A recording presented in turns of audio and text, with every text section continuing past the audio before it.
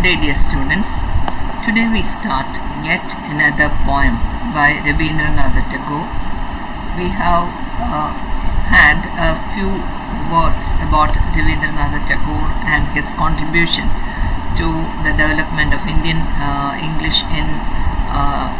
writing in English, and also in the development of the freedom struggle in India, and the lyrics that he writes, and the novels that he composed, and the poems that he composed.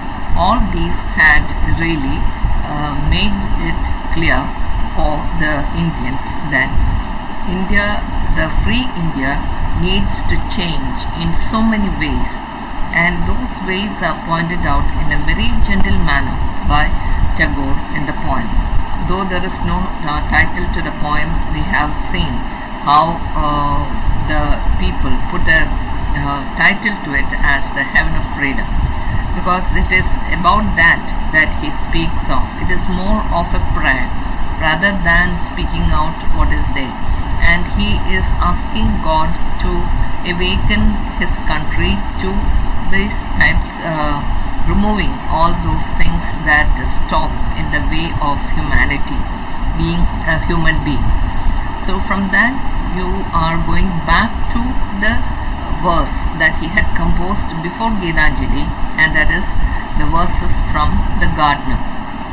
And the verse that you have to study, the poem that you have to study is 46, verse 46. It is divided into, it's not a clear-cut division, but we can divide it into some 3 or 4 stanzas. And we divide the poem into stanzas based on the refrain, and the refrain here is time is short, for the time is short. So here you find that the poem Gardener was composed, and we have to think that he had lost his wife. Earlier I have mentioned that he had lost his father, his wife, his daughter and a son, all young, and this had really made him so sad and his heart heavy with that sadness. So he resorted to composing poems, because that is the only solace that is left to him, the only way he can mourn the death of his dear ones. And from those lines he passes on to the verses in Gitanjali, which is more prayers than anything else, grievances or anything. You will not find any trace of grievance in Gitanjali. But in the Gardener, the poem, the collection, you will find that it is named as the love poems of Tagore. And love poems they are, of course, but in a way it is the separation or the parting of two people that is really mentioned here. So here we'll start the poem, and you find that the poem is the grievance of the lover, especially Tagore. The first stanza here says, "You left me and went on your way. I thought I should mourn for you and set your solitary image in my heart, wrought in a golden song. But my evil fortune, time is short. Youth wanes year after year, the spring days are fugitive, the frail flowers die for nothing, and the wise man warns me that life is but a dewdrop on the lotus leaf. Should I neglect all this, to gaze after one who has turned her back on me? That would be rude and foolish, for time is short. Then come my rainy nights with pattering feet, smile my golden autumn, come careless April, scattering your kisses abroad. You come and you also. My loves, you know we are mortals. Is it wise to break one's heart for the one who takes her heart away? For time is short. It is sweet to sit in a corner, to muse and write in rhymes that you are my world. It is heroic to hug one's sorrow and determine not to be consoled. But a fresh face peeps across my door and raises its eyes to my eyes. I cannot but wipe away my tears and change the tune of my song, for time is short. So here you have the poem in a very short form. You will find that the poem begins with the reproach, "You left me," and that is an accusing finger pointed at the person who had left him. And not only that, you went on your way, not because of any necessity or anything, but because of your likes or dislikes. You went on your way. I thought I should mourn for you and set your solitary image in my heart, wrought in a golden song.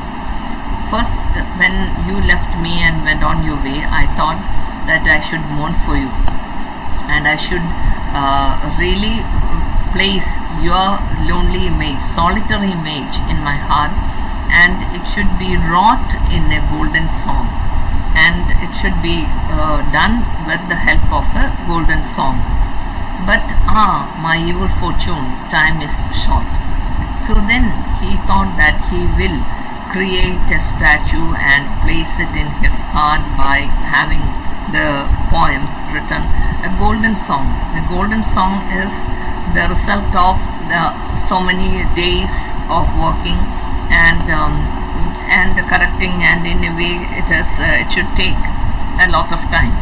And the poem mourning the death of a person is indeed an elegy. So usually the elegies are longer poems. So maybe this is what he had in mind. But you will find that, and as he was about to compose a poem mourning the separation of his dear one, he got this sudden feeling that time is short. It is my evil fortune. It's my evil fortune is a saying, an Indian saying, and maybe because I thought I had all the time in the world, but now I realize that time is short. So the collection of poems in Gardner, they are all love poems, and they are by Tagore, and they are short but sweet poems. And the main lament is that time is short. And the beginning lines tells us the love who left the poet and went on her way. And being a poet, he mourns the death or maybe the separation of his wife. Let's think that it is his wife. In the only way possible, he mourns by composing a poem. Not just one poem, but several poems. As whenever the memory comes, he sets to write a poem, and the image of his love is set in a golden song, or he plans to set the love in a golden song and keep it in his mind. So it will be forever, a forever kind of composing, and this is what he had the idea of doing. But the thing is that time is short. He understands that the time is short. So he says, my evil fortune, it is my evil fortune to remember at that time that I don't have much time. In the second stanza, youth wanes year after year. The spring days are fugitive. The frail flowers die for nothing. And the wise man warns me that life is but a dewdrop on the lotus leaf. Should I neglect all this to gaze after one who has turned her back on me? That would be rude and foolish, for time is short. So in this stanza he says, he thinks of the time. Youth wanes, the younger days, the summer of your life just wanes. It goes off year after year. As years go by, you know that youth is not permanent. Nothing is permanent on this earth. The spring days are fugitive. The spring days come and they have very little time. And when you think that it is spring, before you are about to do something, the spring days are over. They are so very fugitive. The flowers die for nothing, in the sense that the flowers bloom in the spring season, and when it is almost summer season or before it is summer season, it just dies off. It has such a short lifespan, and the poet in his poetic imagination thinks that these flowers die for nothing, And do we all die for nothing? That is another question. But the poet feels that even if there is no harm or nothing done to it, the flowers died for nothing. And the wise man warns me that life is but a dewdrop on the lotus leaf. The wise man says that life is a dewdrop, but a dewdrop on the lotus leaf.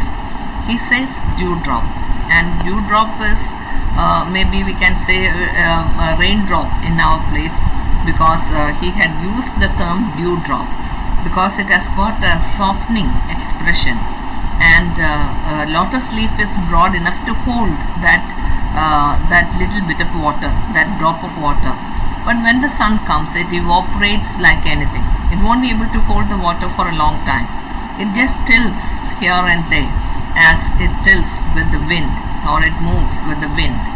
And the same is the dewdrop is the early morning drop of condensed water, cold air, and it has got a very short time span, not even the time span of the water. And it is again, you will find that it is rude and foolish to think of life in terms of a permanency, because there is no permanency about life.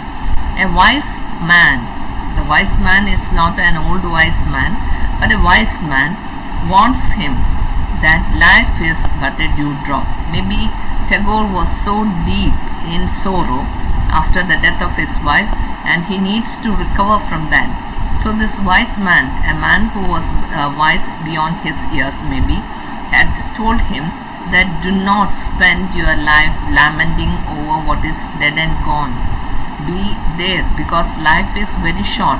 It has got only the lifespan of a dewdrop on the lotus leaf. Like the lotus leaf on the dewdrop on the lotus leaf, your life is also that very short.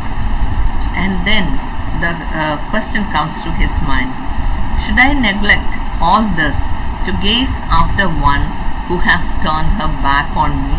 And it is like going away to another world, and you can see, Tagore can see only the back of the lady love.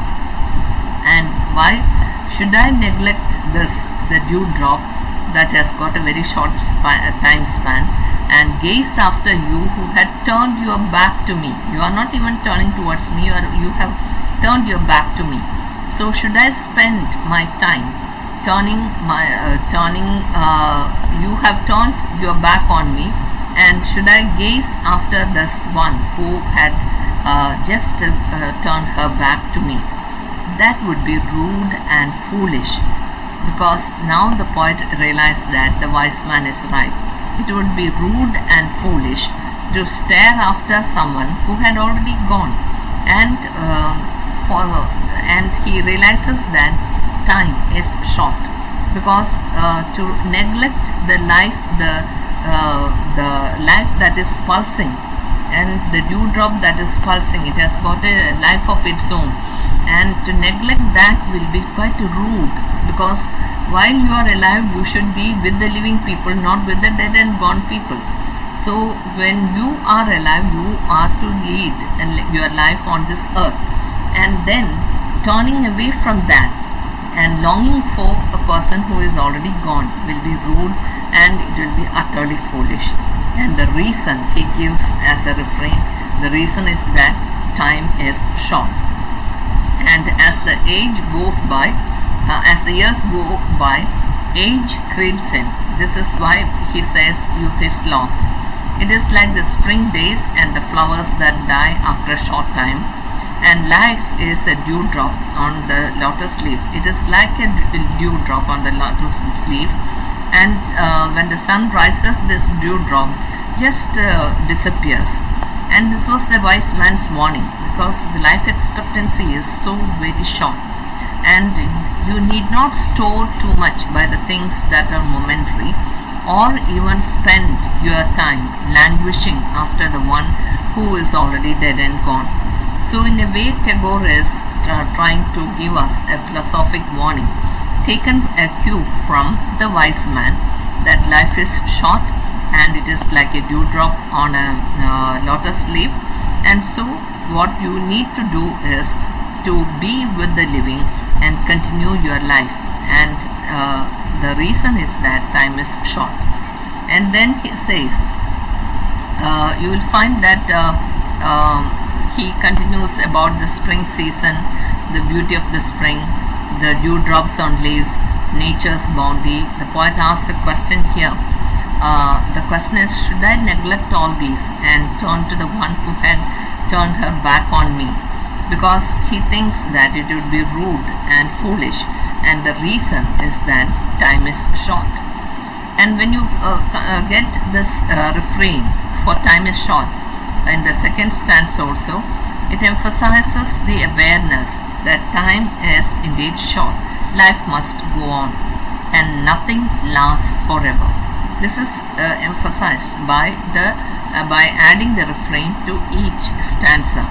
So the urgency of the time is emphasized, because time is short is a warning both to himself and to the readers. So in a way, Tagore is trying to recover from the sorrow into which he had fallen after the death of his wife, maybe.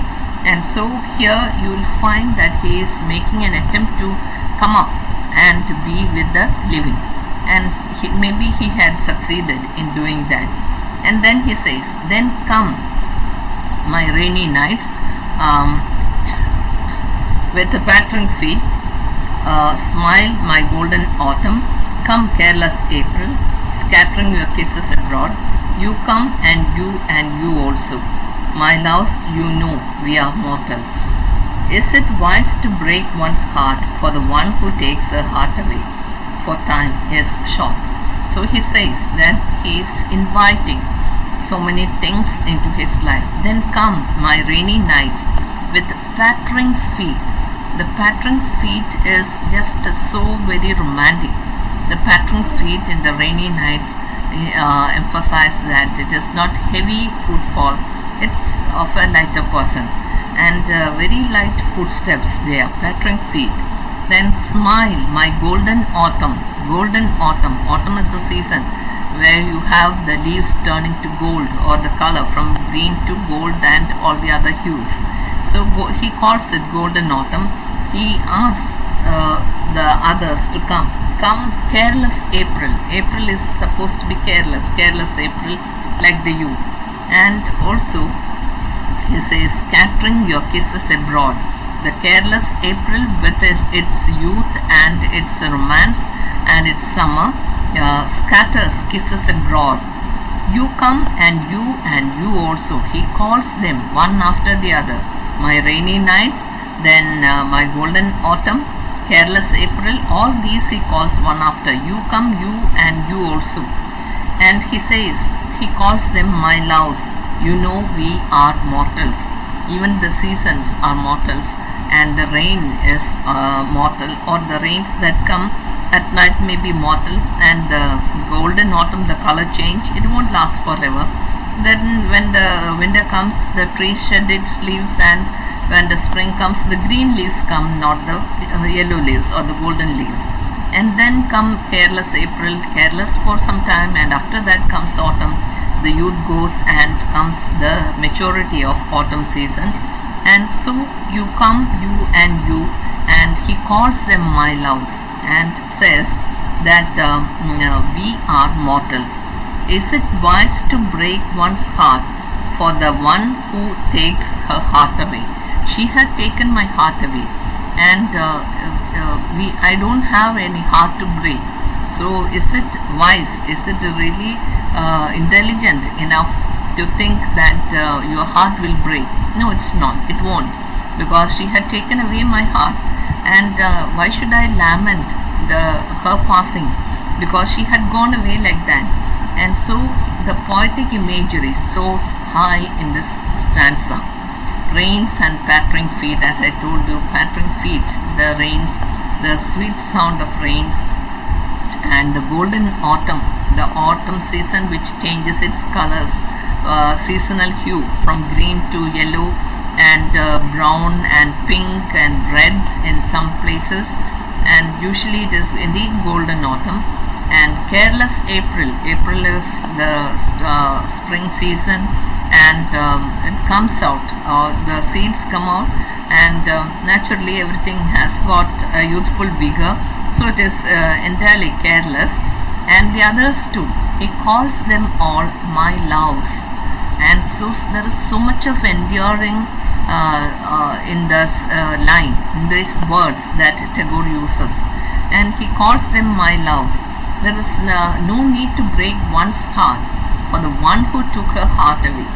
So I should not be breaking my heart over one who had taken her heart away from me. And so here you will find that she had taken her heart away from here, and I need not break my heart for her. So Tagore is not actually calling her heartless or even cruel, but in a way he is emphasizing that point. Tagore addresses these fragile beings as my loves. They are fragile and mortal, and he wants them that they are fragile and mortal, and there is not much lifespan for them, and maybe they know it, but he is reminding them as well as reminding himself that time is short. So the refrain for time is short comes here to warn both the poet and also through the poet to the seasons, and in a way he is trying to establish a similarity between the life of a human being and that of nature. And we think that nature will be there forever and forever. No, it's not there. It changes as the seasons change, and nowadays we can say that nature will not be there at all because it is not permanent, because of the way the destruction has been going on. But Tagore was living at a time when there was no hazard of damaging nature, and thoughts of damaging nature had never entered the mind of people, and the destruction was not so extensive in those days, and mechanization had not reached that age, and so everything was a very slow process, unlike the modern times when even the destruction is so very rapid. And the mechanization had really helped this destruction to gain momentum, and that is that which we have to remember. So there is no permanence even for nature. So Tagore says, why should I break my heart for the one who had taken her heart away from me? And so he says time is short, reminding himself and also to reminding the others that time is indeed very short. Again he continues his poems. He says that we are all mortals. It is sweet to sit in a corner to muse and write in rhymes that you are all my world. It is heroic to hug one's sorrow and determine not to be consoled. But a fresh face peeps across my door and raises its eyes to my eyes. I cannot but wipe away my tears and change the tune of my song, for time is short. And the concluding stanza of this very short and sweet poem is like this. It is sweet to sit in a corner, to muse and write in rhymes that you are all my world. Of course it is very sweet, and you are always there at your in your room, sitting and writing about your lady love and composing poems one after the other. It is indeed sweet, and write in rhymes that you are all my world. This is what he had been doing. As it is said earlier, it is indeed love poems. It is heroic to hug one's sorrow and determine not to be consoled. Some people are like that. It is I am feeling sad and I don't want to be consoled. I want to feel the sorrow and I want to be gloomy and sad all the time. And those people refuse to be consoled, and so they would like to go around hugging their sorrow and being very sad about it. You must have seen people like that. So here he was one such person earlier, hugging one's sorrow and determined not to be consoled. But something came, that is a fresh face peeps across my door and raises its eyes to my eyes. And here the poet is not telling us what it is. It could be a ray of sunlight, it could be a bird, or it could be the face of a very small child. The child comes and peeps across my door and raises its eyes to my eyes. I cannot but wipe away my tears and change the tune of my song. I was lamenting, I was writing love poems, and now I am changing the tune of my songs, because there is this fresh face. Fresh face could be the face of a very young child, and this face peeps across my door and raises its eyes to my eyes in all trust. And that trust is that which makes him withdraw from the world of sorrow and come back to the world of the living. And so he says, the face peeps, raises its eyes to my eyes. That was the consolation, to wipe away the tears that were there in his eyes. Tears of sorrow for the wife who had departed, tears of being in love and the love being taken away from him. And now there is some hope of living. The fresh face so trustfully raised to his eyes and looking at him. It is time to change the tune of song from desolate, sorrowful to one of optimism, for time is short. So the desolate lines and the sorrowful tune of one's song is to give way to the lines of optimism. And he had been sorrowing, or he has been feeling sad, and he refused to be consoled, and that kind of sorrow had been there in his mind. So here you will find that it is indeed the poet who is making an attempt to move from to move from the sorrowful state to a state of being optimistic. And what brought about this change?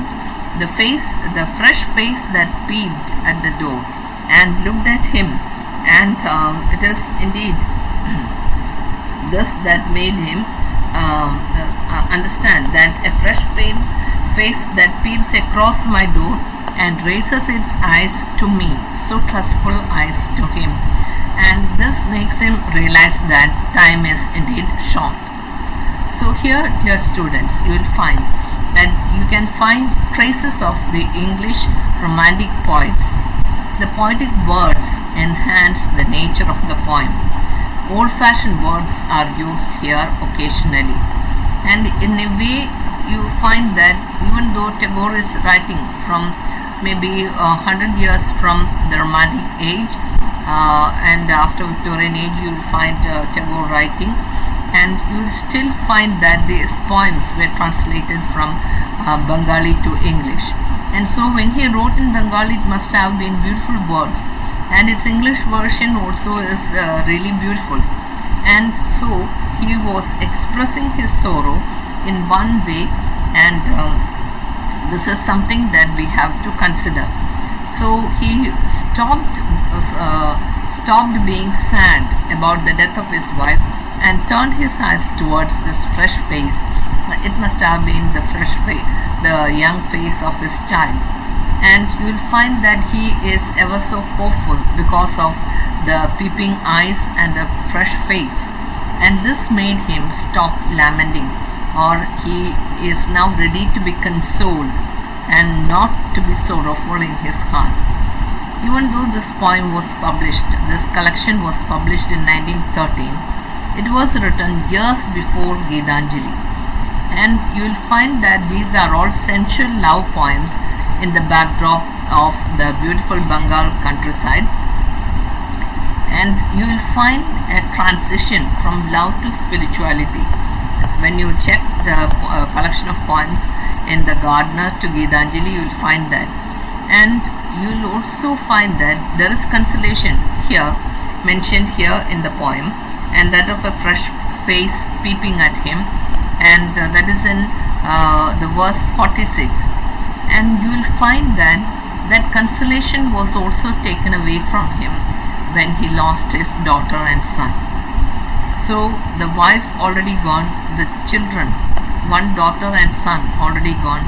All this must have weighed so heavily on Tagore the father, and so he was just expressing his sorrow in words. And from that love to spirituality is indeed gradual, but it was very definite. It was exactly the type of transition that you can expect from a person like Tagore. And he finds solace in spirituality. This is why the collection, The Gardener, is indeed love poems, and Gitanjali is a collection of prayers and more spiritual. So Tagore and his personal loss, recovering from his personal loss, all these can be found when you read the poems of The Gardener. He lost his father, his wife, daughter and son, one after the other, and naturally it is too painful. And Tagore the man is now moving towards a certain stage where the consolation from he refused to be consoled at the first instance, but somehow or other he was forced back to life by the face of his children. And when those children were also taken from him, naturally he moves on to spiritual verses. He is not hating God or he is not blaming God, but somehow or other he is trying to accept these losses, accept the fact that they are part of life. And as the wise man had told him, that it is indeed something that he will have to reconcile to, because life is short. All these he remembers quite well, and he takes it to his heart and finds a solution for this by composing rhymes, and not just for his wife, but moving away and looking at nature and finding much consolation in the beauty of nature. This is why he is inviting the loves, that is the summer or the autumn season, then the April, and again all the seasons from one to the other he brings in, calls them by name, and also makes them feel that, tells them that their life is also not permanent. We know that seasons change, and if there is a winter season, and as the poet Sherly says, can spring be far behind? Oh wind, if there is a winter, can spring be far behind? So when the wind brings in the changes, the winter season is there extremely cold, and winter is always considered as the season of death, and spring season is rejuvenation, rebirth. And spring can, when you are in winter season, you should not be so desolate. You should always think in terms of the spring season that is to come. Await the arrival of the spring season, and that is the way to lead your life, which means that you are ready to accept life. So this is exactly what Tagore also had been doing. He was mourning the death of his wife, but a wise man told him that you can't mourn and spend your life in this room without considering others. So life is very short. Life is like a dewdrop on a lotus leaf. And so this is something that Tagore took to heart. He looked around and found beauty everywhere.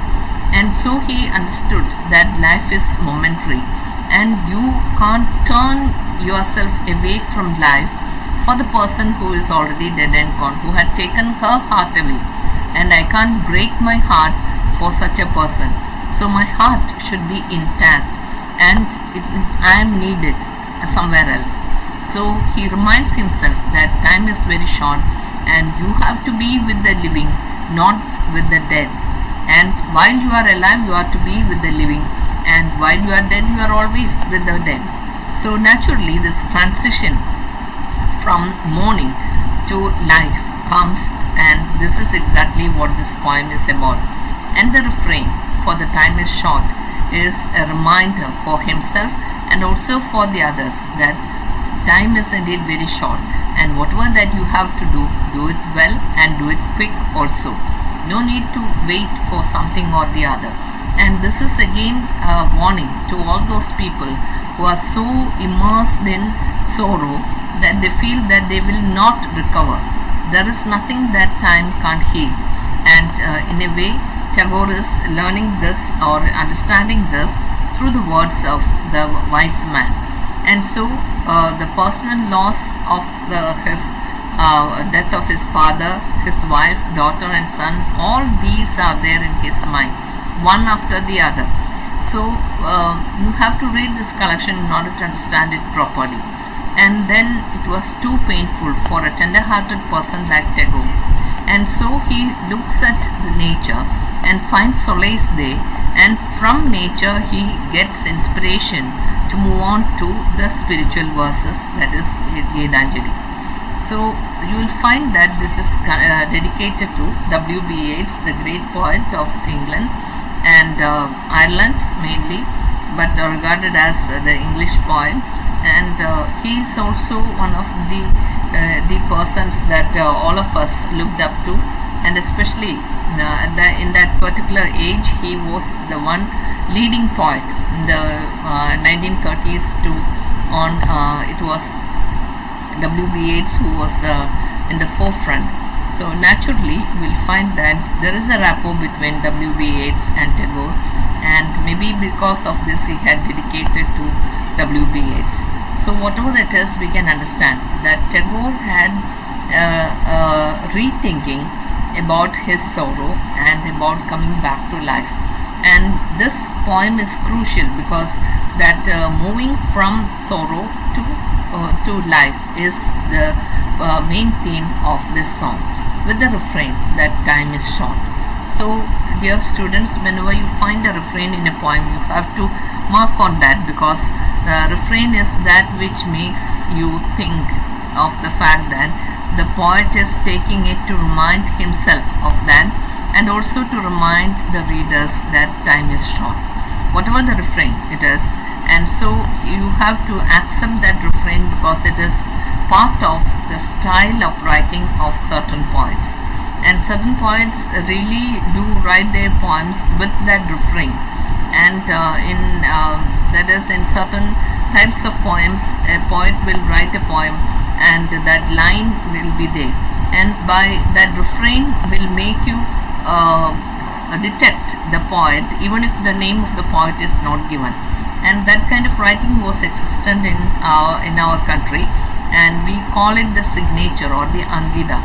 And here in the English poems it is natural to accept to have a refrain.